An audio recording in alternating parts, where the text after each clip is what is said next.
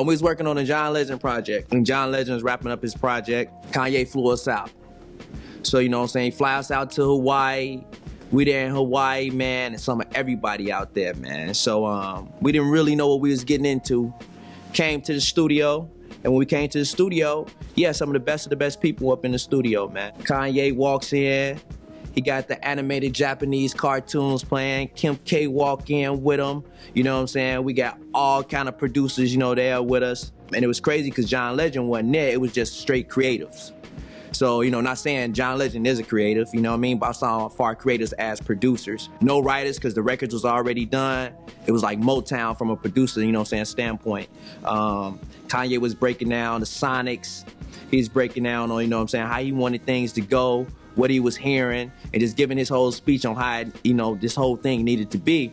And what was crazy about the situation was, at the same time he doing this, you got all these fashion magazines on the console. You got the Japanese animated cartoons playing. He said, you hear this? This sounds like this supposed to go with that cartoon. That's what kind of music we got to be making. We went upstairs, man. Hit Boy had the big studio room. They gave us a closet, literally, like a little corner.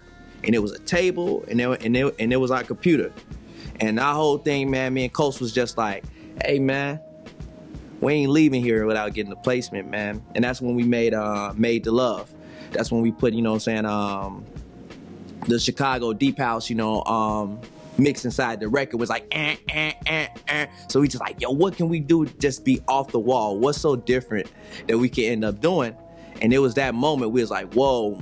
And that moment we went down there and played it for Kanye. He's like, yo, these sonics is crazy. And we just build from there, man. That was definitely a highlight, one of the highlights, you know what I'm saying, of our career. So I ended up taking 3 shots in one go, and it was a wrap. I passed out, chest was burning like crazy, just because Drake told me he would give me $100 to take a shot. You know, being in a studio with the interns, I think what I love most is it's just fun, you know, it's just energy. It doesn't feel like work. It doesn't feel like we clocking in. It feel like we going out there to party. Then we get to go to the club and party to the song we made in the studio. When something happen, you know what I'm saying, it's live on camera or something, I think they need to get convicted. You hear me?